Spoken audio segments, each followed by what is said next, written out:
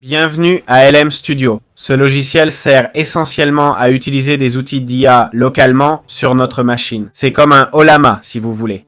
Il permet d'utiliser des outils open source et de les intégrer à notre PC pour programmer ou simplement interagir sans limite, car ils sont locaux, open source, etc. De plus, un des grands avantages de cette façon de travailler est que LM Studio n'utilise aucune donnée confidentielle car tout s'exécute en local et est conçu exclusivement pour cela. On nous dit que le minimum requis est Windows x86 ou ARM, donc des modèles assez simples, et c'est vrai que parmi ceux qu'on voudra utiliser dans LM Studio, certains vont nécessiter un super PC, d'autres non. Voilà, c'est cet outil. Comment obtenir LM Studio? En gros, on va sur lmstudio.ai, ok? On télécharge l'exécutable, moins lourd que l'Ollama. L'Ollama faisait 1 Go, celui-ci fait la moitié. On l'ouvre et on choisit l'install pour moi ou tous. On va choisir juste pour moi. On voit que ça prend 1,3 Go d'espace. On finit l'install, LM Studio s'ouvre tout seul. Pour commencer, on clique sur Get Your First LLM. Il suggère DeepSeek R1 avec 7 billions de paramètres. On peut le prendre ici ou juste appuyer sur échappe. Voilà, c'est aussi simple que ça.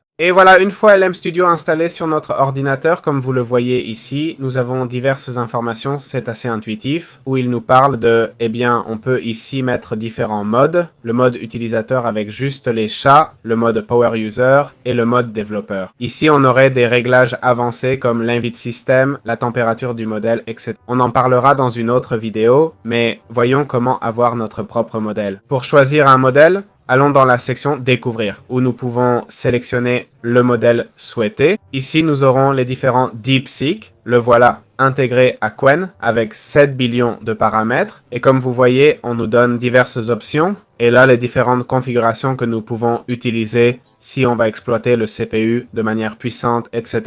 Donc voilà, on va le sélectionner, cliquer sur Obtenir, attendre un peu. Vous voyez là, la vitesse s'affiche, ça prendra environ 1 minute. Et voilà, c'est fait. On clique sur charger modèle, c'est pareil que sélectionner le modèle en haut. Pour un nouveau chat, on le choisit là-haut, c'est tout. Maintenant, on parle au DeepSeek R. Je lui demande de se présenter. Oups, je me suis trompé. En bas, on voit les tokens, sûrement le max par chat. On peut créer des chats. Voilà comment avoir DeepSeek R1 en local. Pour l'enlever, annuler ou éjecter. C'est comme ça que ça marche. J'avais dit qu'on verrait les réglages dans une autre vidéo, mais on peut y jeter un œil.